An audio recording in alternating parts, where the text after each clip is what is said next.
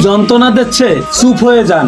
কেউ অনেক ভালোবাসার পরেও প্রাপ্যটা দেয়নি, চুপ হয়ে যান। কোনো মানুষ অনেক অপমান করছে, চুপ হয়ে যান। কোনো মানুষ ঠগিয়ে গেছে, চুপ হয়ে যান। কেউ আপনাকে নিয়ে তুমুল মিথ্যা দোষারোপ করছে, চুপ হয়ে যান। কেউ হৃদয়ে কষ্ট দিচ্ছে, চুপ হয়ে যান। কেউ বিশ্বাসঘাতকতা করছে, চুপ হয়ে যান। মন নীরব হয়ে যান, সেই মানুষগুলো যেন আপনার শব্দ এবং ছায়া না দেখে। মৃত ব্যক্তি হয়ে যান, তাদের কাছে প্রতিজ্ঞা করুন আর কখনোই তাদের দিকে ফিরে তাকাবেন না। শুধু ফরাজি লিটন এতিমের মতন এই প্রতিজ্ঞাটা করতে পারলেই আপনি আর কষ্ট পাবেন না।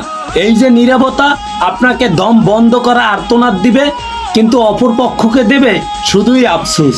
যে মানুষগুলো আপনাকে মূল্যায়ন করেনি, যে মানুষগুলো কান্না করার দম বন্ধ হওয়া আর্তনাদ দিয়েছে, তারা আপনার কেউ না। তাই শব্দ দিয়ে, কান্না দিয়ে যতই বুঝান না কেন, তারা আপনার মূল্য বুঝবে না।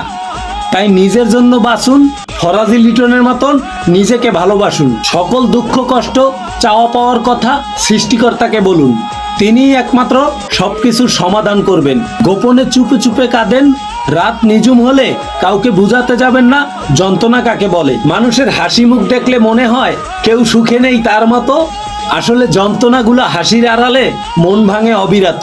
তুমি যাকে শত চেষ্টা করেও শুধরাতে পারোনি, সময় তাকে ঠিকই একদিন শুধরিয়ে দেয়। ফরাজি লিটন এতিমের মতো। একটি নির্দিষ্ট বয়সে আসার পরে বোঝা যায় আসলে মা ছাড়া দুনিয়াতে কেউই আপন নয়। দেখেন না আমার অবস্থা, বাবা নামের মানুষটা বেঁচে থাকলে আজ মুহূর্তগুলো আরো সুন্দর হতো। সময়টা সেই আগের মতোই আছে, আগের মতন আনন্দটা আর এখন নেই। তাদের থেকে দূরে থাকো যারা তোমাকে ছোট করে, তোমাকে মিথ্যা বলে, তোমাকে ব্যবহার করে, তোমাকে অসম্মান করে। মনে রাখা উচিত, যারা তোমাকে ঠগাতে ভয় পায় তারা নিজেরাই বারবার ঠগে যায়।